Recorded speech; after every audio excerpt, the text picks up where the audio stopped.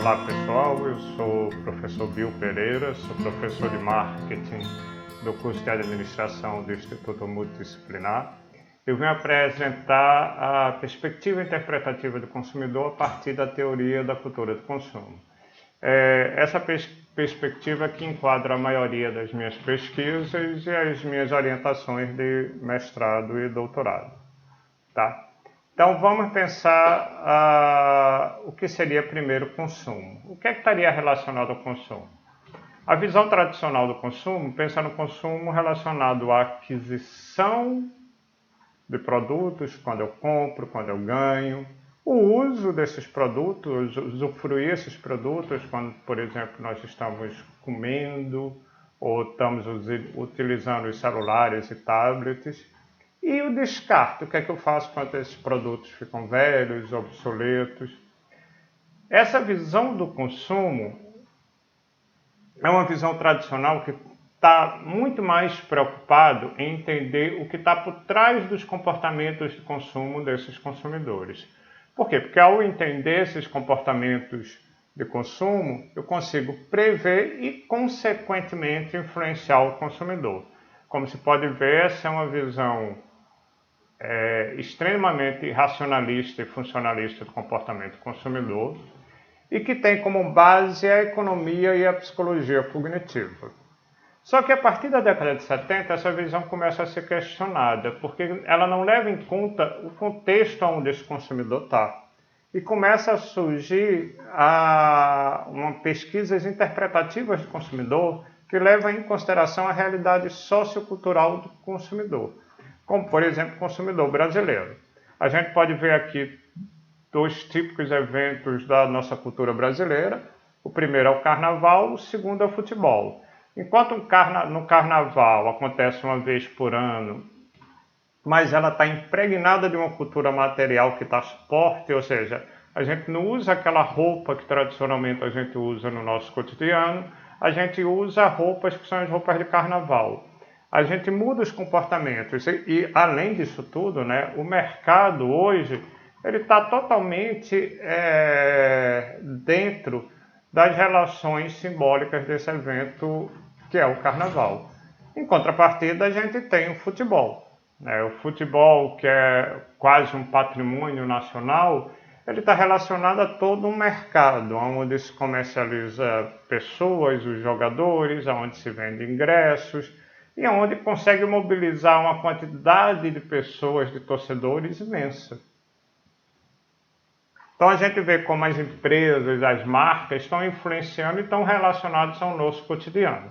Então essa perspectiva, que se chama Teoria da Cultura do Consumidor, ou a Teoria da Cultura do Consumo, TCC, é uma família de perspectivas teóricas que abordam a relação dinâmica entre as ações dos consumidores, o mercado e significados culturais. Esse termo foi cunhado por Arnold Thompson em 2005, quando ele faz uma revisão dos últimos 20 anos das pesquisas do consumo de caráter interpretativo. Como ele fala, é uma família de perspectivas, que segundo esses autores eles dividem em 4 dimensões, que são os padrões socio-históricos de consumo, projetos de identidade do consumidor, ideologias de mercado e cultura de mercado. Essas 4 dimensões elas são correlacionadas entre si. Vamos ver cada uma delas. Projeto de identidade do consumidor. Essa perspectiva ele procura entender as formas constitutivas e coprodutivas em que consumidores, trabalhando com materiais gerados pelo mercado, ou seja, trabalhando com a cultura material que nos circula, forjam um ciclo coerente, diversificado e muitas vezes fragmentado do eu. Ou seja, como nós usamos toda essa cultura material nessa sociedade hoje tão capitalista que nos envolve para nos construir e constituir enquanto sujeitos. Essa perspectiva está muito preocupada com as identidades dos consumidores e as subjetividades do mesmo. Um exemplo, eu sou nordestino. Por eu ser nordestino, eu me construí, eu tenho gostos e preferências de consumo de comidas relacionadas a um típico nordestino. Então, por exemplo, o bolo de rolo. O bolo de rolo com a tapioca é um ícone da cultura pernambucana. Então, eu adoro essas duas comidas. E por eu comer e por eu ter um paladar específico da região nordestina, gostar de comidas mais salgadas, isso também me ajuda a construir essa identidade regional, que é a identidade do nordestino. Mas eu não sou só nordestino, eu tenho outras identidades. Eu tenho identidade de professor, eu tenho a identidade de colecionador, eu coleciono livro. Então esses livros, eles fazem parte do meu eu, eles são a extensão do meu self. Eu coloco eles numa estante que está aqui atrás, que é separada do resto da casa. Eu cuido, eu organizo, eu categorizo. Dificilmente eu vou emprestar um livro. Então, esse produto ele ajuda a construir um sentido coerente de eu. Tá? Além disso, tem outras variáveis que constroem, outras identidades que constroem esse eu. Como, por exemplo, a identidade de gênero. A gente vê aqui duas fotos, né? Duas pessoas no ambiente de trabalho. Um homem, vocês veem com a típica roupa masculina, as cores sóbrias, sem adereços, cabelo curto. Você vê uma mulher usando cores mais alegres, com adereços, brincos, colares, cabelo comprido. Então vocês veem que o consumo diferencia eles dois, mas identifica enquanto mulher e homem. Tá? Eu também... Os grupos a que eu pertenço também constroem a minha identidade. Então, por exemplo, se eu fosse hippie, eu me identificaria com o grupo hippie, eu usaria roupas igual a esse grupo, cabelos iguais, possivelmente iria para locais que possa encontrar os meus pares. A segunda perspectiva do CCT são os padrões sociohistóricos de consumo, esses processos pelos quais as escolhas de consumo e os comportamentos são moldados pelas hierarquias sociais. Está muito relacionado a como o consumo está associado a uma relação de poder. Então, as relações de classes sociais é uma dessas hierarquias sociais de consumo.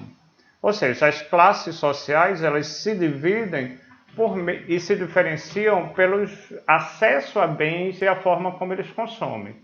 Outras variáveis de hierarquia social em relação ao consumo são gênero e etnia. Então vamos olhar alguns exemplos.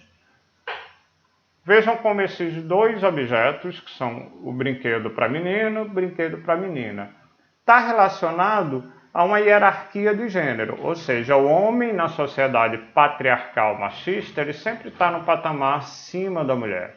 Ao homem se dá o direito à rua, ao trabalho. À mulher se dá o direito à casa, ao privado. Então, os brinquedos, eles reproduzem essa hierarquia, né? Vocês veem que para o brinquedo da menina está relacionado a cozinhar, limpar ou a beleza e a estética, qual é cobrada da mulher. Ao homem está relacionado à força, ao trabalho, ou seja, a saída de casa. Então ele sempre está numa hierarquia maior do que a da mulher. É isso que os diferencia. Tá? Um bom exemplo dessa hierarquia de gênero foi essa cerveja que a Proibida lançou. Ela lança duas cervejas que, segundo ela, era cerveja para o segmento masculino e para o segmento feminino. A masculina ela chama de forte e a feminina de leve. Ou seja, forte porque tinha um sabor encorpado. Estaria mais relacionado a essa hierarquia do homem forte que precisava proteger a mulher. A mulher que é suave, leve e que prefere sabores adocicados. Tá? As classes sociais, como vocês veem nessa foto, que é gritante, né? De um lado você vê uma comunidade com carência de vários serviços e produtos, de outro lado você vê um condomínio onde tem uma abundância de produtos e serviços ali. A segunda perspectiva, a cultura de mercado. Os consumidores forjam sentimentos de solidariedade social e criam mundos culturais distintos por meio da busca de interesses comuns de consumo. Ou seja, o que é que eu quero dizer? Os consumidores eles ressignificam produtos e marcas e criam verdadeiras comunidades em volta dessas marcas, verdadeiras subculturas de consumo. Um excelente exemplo é sempre ver a Harley Davidson. A Harley Davidson era simplesmente uma marca de moto, só que alguns consumidores começaram a cultuar a Harley Davidson por causa de um momento, em um contexto histórico. Eles que começaram a criar grupos. Esses grupos eles compartilhavam valores muitas vezes relacionados à sociedade estadunidense, ao machismo. Eles tinham um biotipo muito parecido, né? Que são homens de meia idade, com barba grande, vestem preto, roupa de couro. Tá? Alguns outros exemplos são os fãs de filme Harry Potter. Você vê como um produto midiático, como o filme Harry Potter, ele consegue mobilizar grupos de jovens que se vestem e repetem comportamentos do filme. No contexto brasileiro, a gente tem o Hip Hop Brasil, né? Que é um grupo que se reúne em determinados momentos, se vestem, consomem músicas e produtos parecidos. A perspectiva seguinte são as ideologias de mercado dos consumidores, esses sistemas de significados que tentam canalizar e reproduzir ideologias dos consumidores de forma a defender os interesses dominantes. Por exemplo, a gente vê as revistas em quadrinhos, ou hoje a imensa quantidade de filmes de super-heróis. E desse quadrinho ele reproduz os valores norte-americanos, como só eles podem salvar o mundo. Uma outra forma é essa publicidade da Marlboro, né, que mostra um homem forte, potente, vaqueiro, machão. Então, ver como essas ideologias de gênero e essa ideologia norte-americana ela é reproduzida por meio de bens de consumo. Bem, pessoal, é isso aí que eu queria apresentar. Espero que vocês tenham gostado e aproveitem a mostra científica de administração. Tchau!